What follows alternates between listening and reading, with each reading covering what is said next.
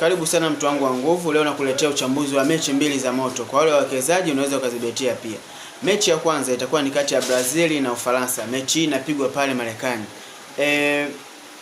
Tuanze na fomu ya Brazil. Mechi tano za mwisho walizocheza wakiwa kama wenyeji, matokeo yalikuwaje? Walidraw 1-1 dhidi ya Tunisia, mechi ya kirafiki. Walishinda 2-2 dhidi ya Senegal, walishinda 3-2 dhidi ya Chile, walishinda 1-2 dhidi ya Paraguay, lakini pia walishinda 2-1 dhidi ya Colombia. Hao ni Brazil.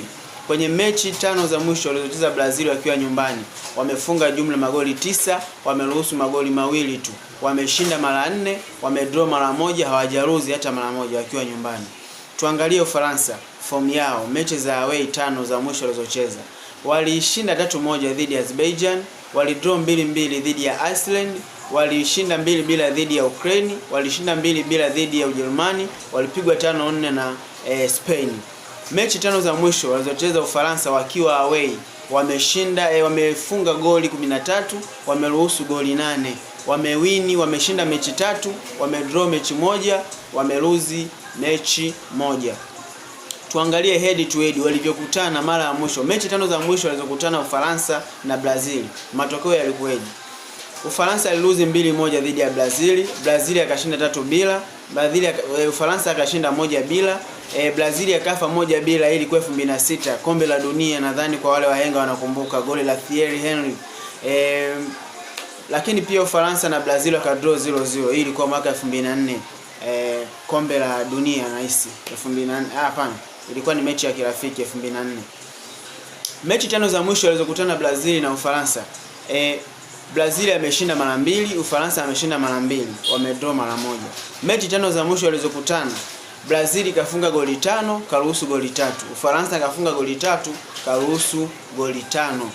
Mechi nyingine ya moto leo ni kati ya Italy dhidi ya Northern Ireland.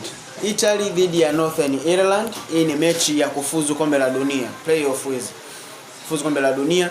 Mechi tano za mwisho walizocheza Italy wakiwa nyumbani, waliruzi 4-1 dhidi ya Norway, wakashinda 3-2 dhidi ya Israeli, wakashinda 5-2 dhidi ya Estonia, wakashinda 2-2 dhidi ya Moldova, lakini pia wakaruzi 2-1 dhidi ya Ujerumani. Mechi tano za mwisho walizocheza Italy wakiwa nyumbani, wamefunga jumla magoli 12, wameruhusu goli 6, wastani wa goli 1.something kwa kila mechi. Wakiwa nyumbani mechi tano za mwisho, Italy wameshinda jumla ya mechi 3, hawajadraw mechi hata moja na wameruzi mechi 2. Tuangalie na Northern Ireland wakiwa away mechi tano za mwisho.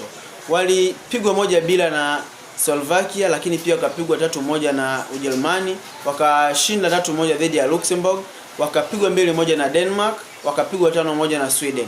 Mechi tano za mwisho walizocheza Northern Ireland wakiwa away, wamefunga goli 6, wameruhusu goli 12, lakini pia wamewini mechi 1, wameruzi mechi 4 na wamedraw, hawajadraw mechi hata moja.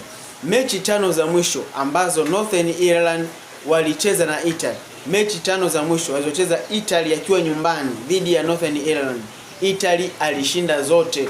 Na katika mechi hizo tano za mwisho Northern Ireland hakupata goli lolote, hakupata goli hata moja. Italy alishinda 2-2, Italy alishinda 3-2, Italy alishinda 3-2, alishinda 2-2, alishinda 1-2. Kwenye mechi tano za mwisho walizocheza na Northern Ireland, Italy akiwa nyumbani amefunga jumla ya magoli 11 na hajaruhusu goli lolote dhidi ya Northern Ireland. Kwa wale wawekezaji sasa, mechi ya Brazil na Ufaransa, pale goli 2 uhakika au weka GG kabisa itatoa. Na kwenye mechi ya Italy na Northern Ireland, mpe Italy ashinde. Ukitaka vingi, mpe Italy apate goli 2 uhakika.